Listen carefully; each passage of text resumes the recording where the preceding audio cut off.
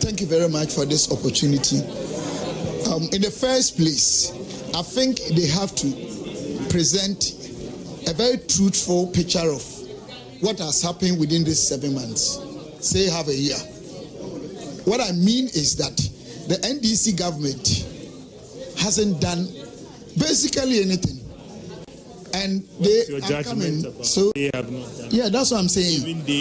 Even if they are even keeping watch of the money. So you don't take me out of context. Doesn't mean they are doing bad. Because they are. You admit they are doing well. No. They are not doing well. They are not doing bad. From my understanding of the economic situation and fiscal space, they are still forming their government. So anybody that says NDC's government is not doing well, to me, it's not being fair. Anybody that is saying NDC's government is doing well is being mischievous. Because even tomorrow, they are vetting some of their ministers. They haven't finished forming their boards. NDC government hasn't put a peso in a road fund. And it doesn't mean that they are doing bad. No. They are still at the formative stage. And it's very conventional and regular. I hope you understand what I'm saying. Almost everything that we are enjoying as a result of the economy is carried forward from last quarter 2024. Go and read the budget Dr. Atuforsen presented. I hope you understand. So nobody should come and say NDC is doing well or bad. And that is why I'm saying that they have to present the true state of what they inherited, what they've added or not these 7 years, and why they have not, and where they are taking us to you Ghanaians hope. So apart from that, what again are you expecting the minister to say in terms of the economy? One critical thing that has come up is about the fees and charges, which the deputy minister explained that this was something that was already approved and now is being implemented. Some have also argued that they cut back on the revenue and they are struggling and they have to use these charges to shore it up. What do you make of it? That is why somebody like you and the multimedia, which to me is number one, should take some of these critical things you talk about serious. I am not against the fees and the charges increment. Personally, that's my personal view. To go up by 30 I am not. Isn't that too high? Then they should be able to explain to Ghanaians why. Because increment in revenue generation is calibrated in nature. It depends on your fiscal space. And we run, across something, negative effective tax rate economy. As a country, we are always borrowing, increasing our debt to GDP, destroying our fiscal space. The only way we can survive is revenue generation domestically. But we have demonized this whole thing. So they should be able to come public and explain to us. Because I am one person I always advocate for increment in terms of revenue generation. So I won't come here and then look the other side. But that's what I'm saying. They should come and be truthful. We need enough money. Our space is still not consolidated. We seem to have debt to GDP still high.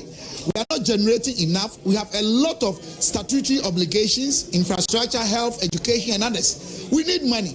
But then they use it as political tool against us. They should be fair enough. Let Ghanaians know that what we did, even coming to government, NDP government did not do anything bad. And that the way to go is to expand our revenue base, increase our generation, and consolidate and stabilize our economy and become more independent.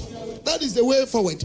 But that is what I'm saying, that they shouldn't come and lie to Ghanaians. Just as I'm saying that they are not doing good, they are not doing bad, they are self-forming their board and ministers, they haven't spent even road sector, nothing. So everything is as a result of the fact that last quarter, 2024, most of the primary macro indicators were better than even 2016.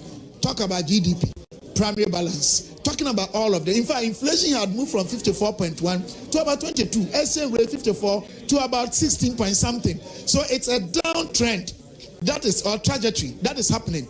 And we are still enjoying that, outflow as a country, but they as a government, and I'm not blaming them because it's too early yet. Oh no, but before I let you go, in terms of expenditure, there are some who are afraid or worried that some of what we've seen over the past month is due to some prudent management of expenses. And from the next month, they will start making some payment to contractors and all those things.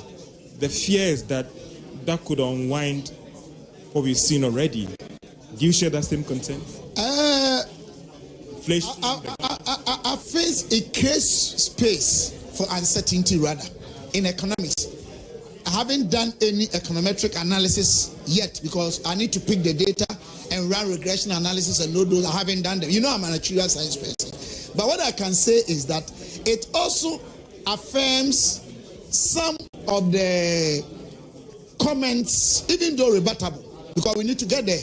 That because they haven't spent, they haven't done anything. It's the same as I'm saying. So now people cannot be sure whether after starting to spend as a government, they will be able to contain what we have or not. But it will come as a result of proper, prudent financial economic planning, if they can do that. And they wouldn't sit there and do propaganda, whether NDC and PP now, it doesn't matter. I think there should be a new shift. The shift that I'm looking for is not necessarily allowing the public utterances and pressure to let us make wrong economic decisions. Neither shouldn't our political interests or partisanship influence or inducement let us as a people to embark on trajectory that will not provide the stable economy that we want. We are tired of recycling our problems and propaganda and some policies that are dysfunctional. I'm not interested. But what I'm looking forward today is that, as you are saying, they are coming to spend. Can they promise us that when we start spending, we'll be able to contain the situation? We're able to let the economy stay as is and even improve upon, or it's going to go back? This is what I'm expecting from them. Honorable, I appreciate your time so much. And that's Honorable and the former Deputy Minister of Finance, popularly